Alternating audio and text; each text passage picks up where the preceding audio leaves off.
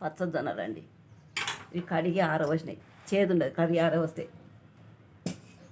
ఇది రవ్వ చేసుకోవడానికి 5 నిమిషాలు 10 నిమిషాలు నానబెట్టుకోవాలి. నీళ్ళు లేకుండా మిక్సీ పట్టుకోవాలి. మిక్సీ పట్టుకొని ఆరబెట్టుకోవాలి. ఇవి మొత్తం ఆరబెట్టాలి.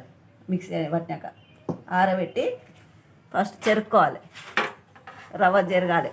రవ్వ జరిగితే ఇవి పొట్టంతా వెళ్తుంది.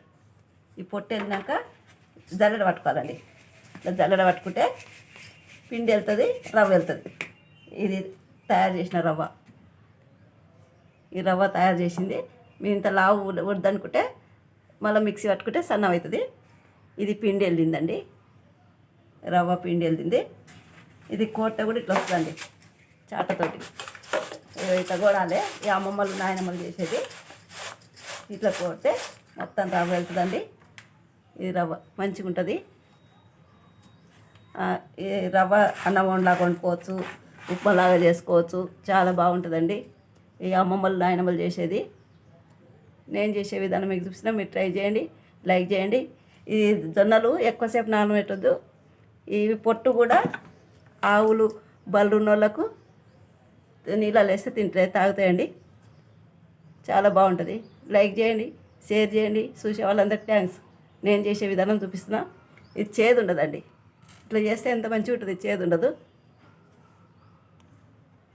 ఫస్ట్ మనం చెరిగిన తర్వాతనే పట్టుకోవాలి. ఇట్లా కోడతారు. ఇది కోడు అవుతుందండి. ఇది అమ్మ నాయనమ్మ చేసేది. ఇది దొడ్డు రవ్వనేమో వెనుకకు వస్తుంది, సన్న రవ్వ ముందుకు వస్తుంది. చాలా బాగుంటుందండి ఇది.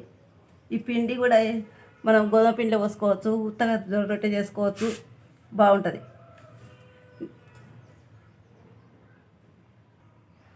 మిక్సీ పట్టుకొచ్చి చూపిస్తా, ఆరబెడతా. తర్వాత ఒక గ్లాసు జొన్నలకు గ్లాస్ నగర పోసుకునండి. నీళ్ళు పోసుకొని ఇట్లా ఆన్ చేసుకోవాలి. ఇది రవ్వ తయారైందండి. అమ్మమ్మలు నాయనమ్మలు అయితే రోళ్ళు ఉంటే రోట్లో దంచేవాళ్ళండి. ఇప్పుడు మనకు రోడ్లు దంచడానికే మిక్సీ పట్టుకుంటుందండి. ఇది ఆరబెట్టిన తర్వాత చెరుగుతాలి. ఇట్లనేదండి అమ్మమ్మలు నాయనమ్మలు. ఇట్లా అంటే జొన్నలని కిందకి వచ్చేది, రవ్వ వెనుకకు వచ్చేదండి.